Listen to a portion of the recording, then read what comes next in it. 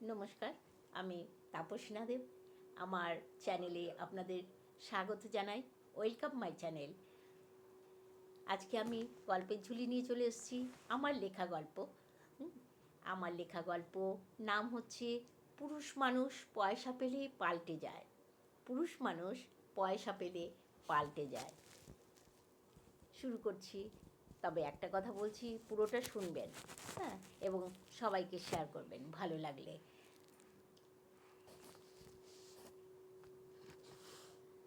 ফাতেমা আর গোবিন্দ দুজনে এক বাড়িতে কাজ করে, ভাবিজির বাড়িতে কাজ করে। ফাতেমা আর গোবিন্দ, গোবিন্দ একটা ছেলে, ফাতেমা একটা কাজের মেয়ে।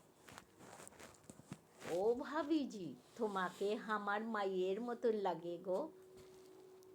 তবে আমরা গরিব আছি, তাই আমরা মাই শুকনা পাতলা বটে।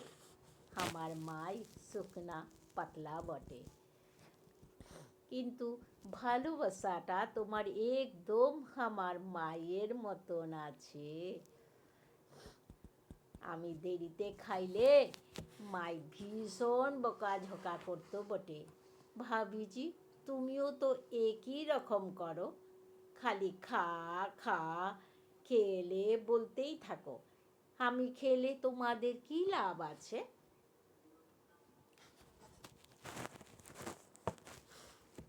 বলো দেখিনি, গোবিন্দ ছেলেটা বলল। সব শুনে, আরে এটা বুঝিস লাই, ভাবিজি আমার মতন তোকে ভালোবাসে, আমি তোকে অনেক ভালোবাসি, জানিস সেটা? ফাতেমা বলল, কেমনে জানবো বল দেখিনি, সত্যি আমাকে ভালোবাসিস? গোবিন্দ হেসে বলল, হা হা হা হা, আমি তোকে সত্যিই ভালোবাসি রে। ফাতেমা বলল, ও আচ্ছা আচ্ছা, তাই আমাকে নিয়ে ঘুরতে হবে কিন্তু, এই বলে দিলাম, বুঝলি? আমাকে নিয়ে ঘুরতে হবে কিন্তু, এই বলে দিলাম। ভাবিজি বলল, হয়েছে হয়েছে, এত কিছু বলতে হবে না। একটা ছেলে একটা মেয়েকে ভালোবাসতেই পারে, সেটা পাশাপাশি থাকিস, একসাথে কাজ করিস, তাই হয়তো ভালোবাসা হয়েছে। আর আমার ভালোবাসা বলছিস, আমি তো তোকে মেয়ের মতন দেখি রে, আর তোকে ছেলের মতন দেখি, তাই আমি ভালোবাসি। আমার চিন্তা হলো তোর জন্য, তুই যদি অসুস্থ হয়ে যাস, আমাকে কে দেখবে বল? আমাকে তো দেখার কেউ নেই, ছেলে মেয়ে কেউ নেই, তাই তোদের দুজনকে রেখেছি।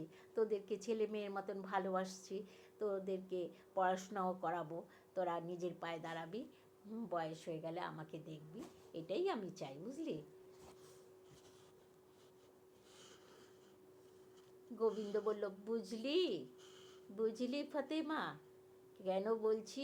ভাবিজি, তবে আমাকে কথাটা মানতে পারলাম না ভাবিজি, আমি এই কথাটা মানতে পারলাম না।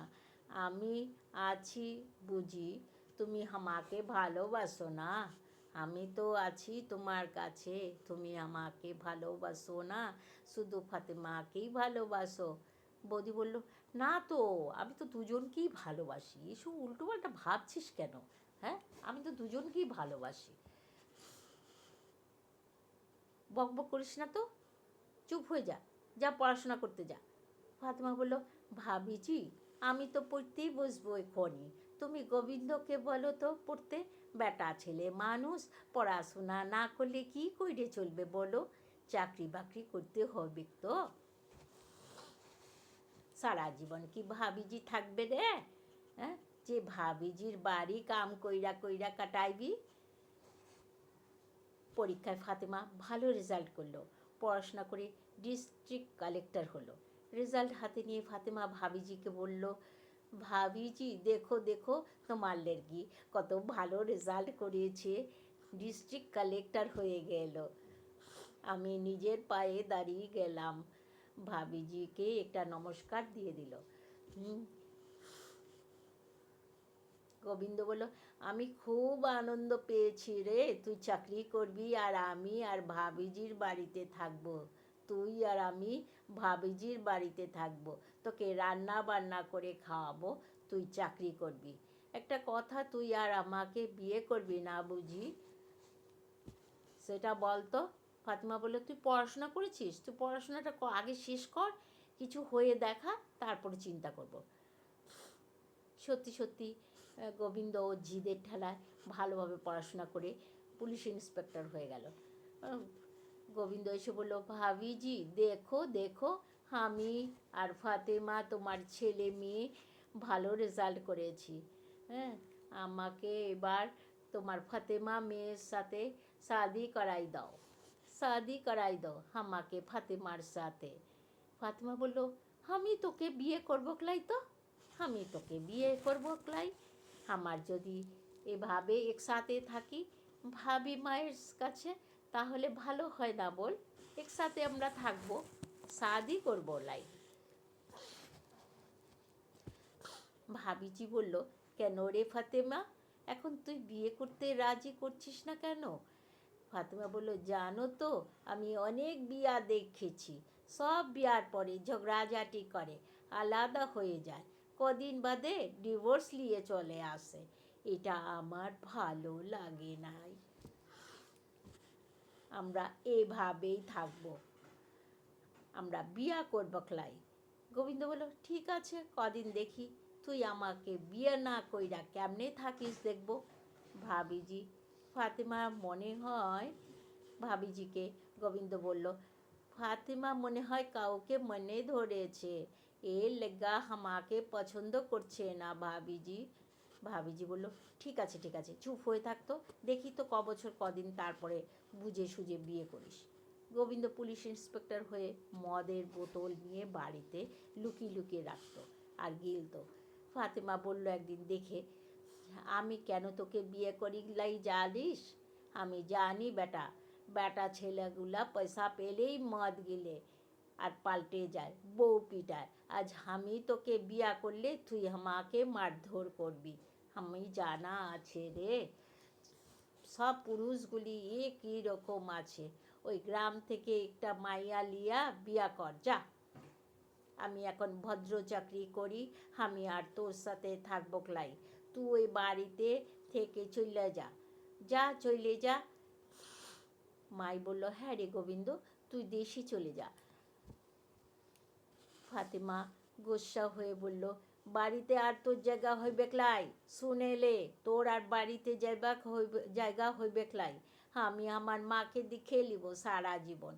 পুরুষ মানুষগুলা পয়সার মুখ দেখলেই নেশা করা শুরু করে দেয়, এই জন্য আমি তোদের পছন্দ করি ক্লাই।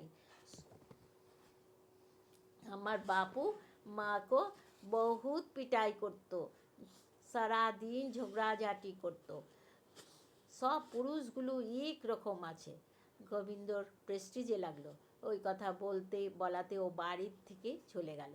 কদিন বাদে গোবিন্দ একখানা বিয়ে করে দেশের বাড়িতে থেকে এক মেয়েকে বিয়ে করলো, একটা বাচ্চাও হলো। কিন্তু গোবিন্দ মদ গিলে সারাদিন বউকে বলতো, তুই খারাপ আছিস, বাজে আছিস, তুই খারাপ আছিস, বউকে বলতো তুই খারাপ আছিস, বাজে আছিস বলে মারধর করতো। আমার ফাতেমা ভীষণ সুন্দর আছে, ভীষণ ভালো ছিল, ও আমাকে শাদি করলো নাই, বেইমানি করলো, আমি মরে যাব। গোবিন্দর বউ এসে ফাতেমাকে সব বলল।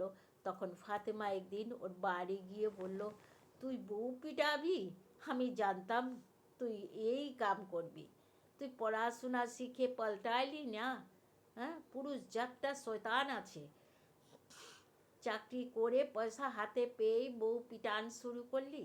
হ্যাঁ, এই জন্য তোকে আমি বিয়া করি ক্লাই, তোকে আমি মায়ের বাড়িতে অনেকবার দেখেছি বিড়ি খাইতে, আমি তোকে বুঝে গেছিলাম তুই বদমাস আছিস, ভালো হয়ে যা, বলে দিচ্ছি ভালো হয়ে যা, বউটাকে ভালোবেসে আদর করে সংসার কর, একটা বাচ্চা বি হয়েছে, বউটাকে ভালোবাস। আমার বাপু মাইকে ভীষণ মারধর করতো, এর জন্য আমি বিয়া শাদি পছন্দ করি না, আমি এমনিতেই ভালো আছি। গোবিন্দ, ভালো হয়ে যা, বলে দিলাম ভালো হয়ে যা, ভালোভাবে সংসার কর, বুঝেছিস? মেয়েরা নিজের পায়ে দাঁড়ালে সত্যিকারের আনন্দে থাকতে পারে, স্বাধীন থাকতে পারে, পরের ঘরে গিয়ে বদনাম কুড়াতে হয় না, মারধর খেতে হয় না। সুতরাং সব মেয়েরা আমার মতে কিছু না কিছু করা উচিত, চাকরি বাকরি কিছু না কিছু করা উচিত, পরের উপর নির্ভরশীল থাকা উচিত না। ধন্যবাদ। আমার লেখা যদি আপনাদের ভালো লাগে, আঞ্চলিক ভাষায় লেখা যদি আপনাদের ভালো লাগে, অবশ্যই নতুনরা সাবস্ক্রাইব করবেন, এবং পুরানো যারা আছেন তারা লাইক করবেন, কেমন, কমেন্টসও করবেন। ধন্যবাদ, নমস্কার।